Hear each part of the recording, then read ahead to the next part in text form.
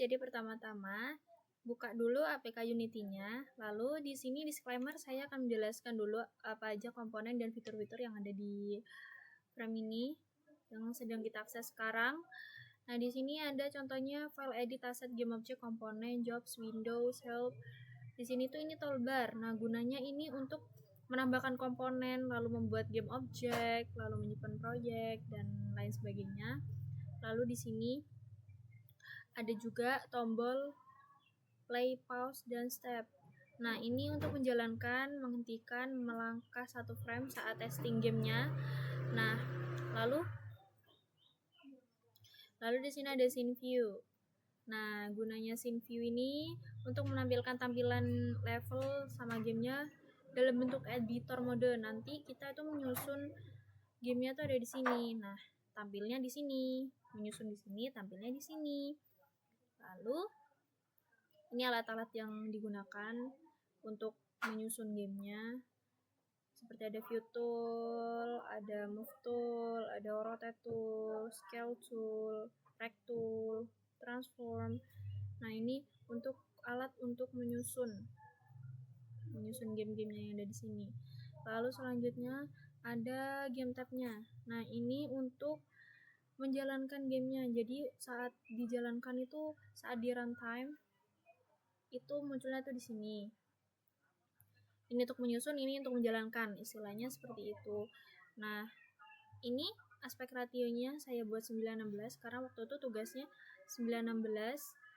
Jadi kalau sama mau dirubah, kalau kalian mau merubah gitu menjadi 16,9 atau 16,10 itu bisa sesuai selera dan keinginan masing-masing game apa yang mau dibuat. Jadi nggak harus 9:16, bisa dirubah-rubah. Lalu ini ada high resi. Nah, high resi ini fungsinya untuk apa ya, istilahnya itu menampilkan semua game object yang ada dalam scene-nya itu, dalam scene aktif, sampel scene. Kayak ini contohnya sampel scene-nya ini. Contohnya ada main camera, background, ground, player, pipe spawner, ini dan lain sebagainya. Ada audio manager, ini yang kita tuntaskan nanti, yang kita bahas nanti. Nah, lalu di sini ada project-nya. Project-nya folder, ada file juga ada di sini. Semuanya ditaruh di sini. Untuk project-project kita taruh di sini. Dan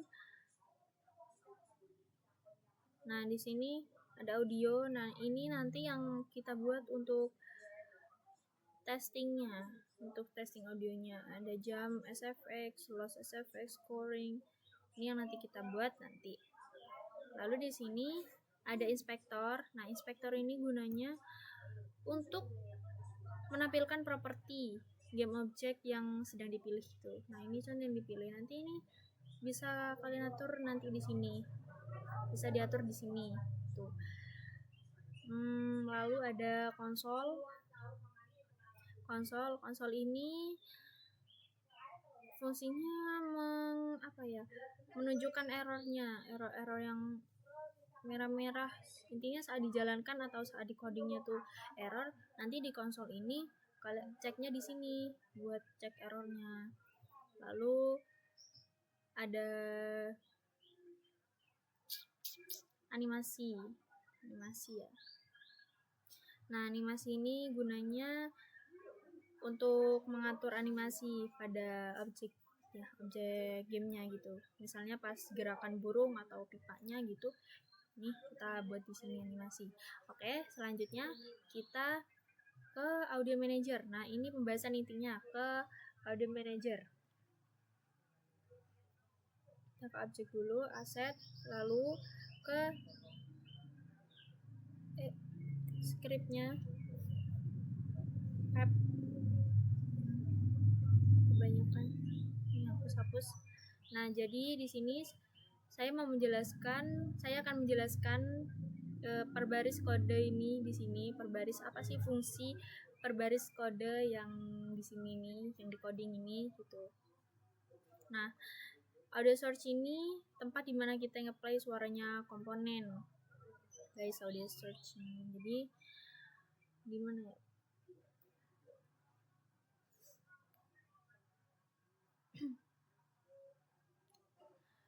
Mana scriptnya? Oh ya, ini scriptnya. Jadi ini ada using system collection generic, Unity Engine. Nah, ini gunanya untuk mengimpor namespace standar Unity Engine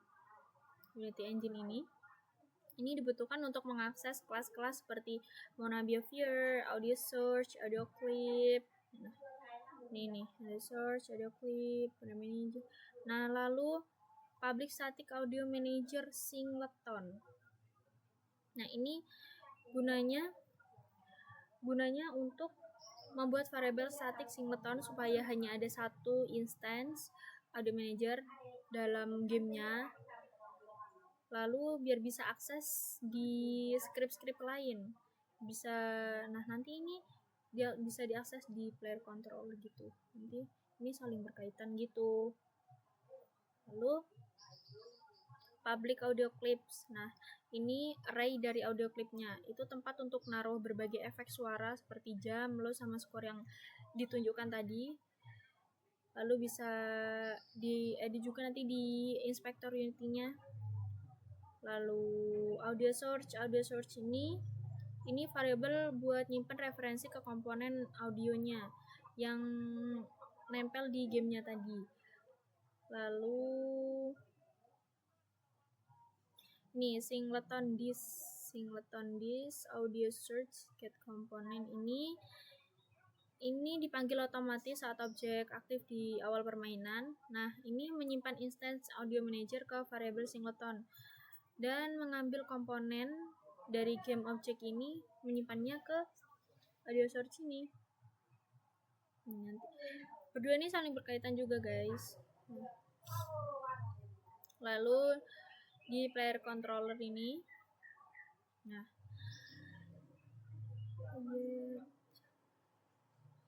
mana player, nah ini audio manager play sound.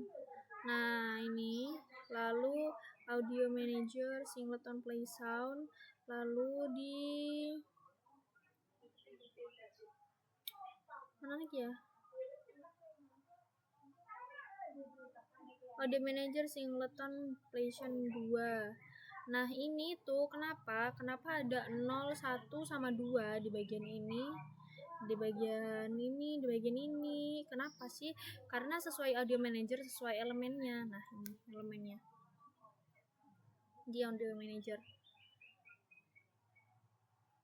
Nah, elemen 0, 1, 2. Jadi kalau misalnya di situ mau nampilin audio jam, nah ini elemennya 0. Jadi kita panggil aja gitu di elemen 2, 1. Tinggal dipanggil aja. Makanya kenapa itu ada 0, 1, 2 gitu di codingnya. Nah, ini untuk memanggil elemennya. Nah, lalu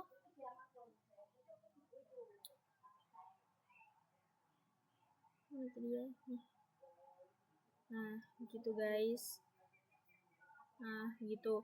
Makanya kenapa nih play sound 2 gitu-gitu untuk manggil elemennya gitu. Jadi saya ulangi, buat grep empty-nya di sini. Di sini buat create empty-nya, lalu namai audio manager, lalu tambahkan komponen audio source untuk play sound-nya. Nah, nih audio source ini buat ngeplay sound-nya, lalu atur lewat script audio manager. Nah, lalu atur mereka ini lewat scriptnya tadi. Jadi seperti itu untuk penambahan sound-nya. Kalau kita jalankan jadinya seperti ini.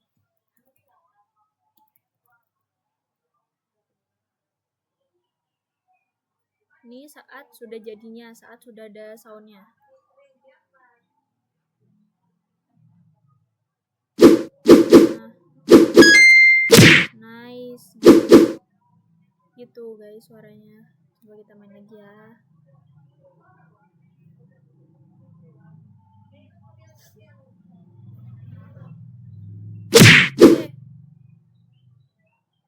Maaf. Seperti ini.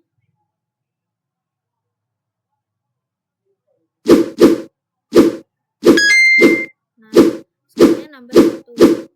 Jadi ini hasilnya. Ini saya mainnya pakai mouse nah, seperti ini guys. Saat sudah ada soundnya pas jadinya seperti ini. Nah, jadi seperti itu untuk penambahan soundnya.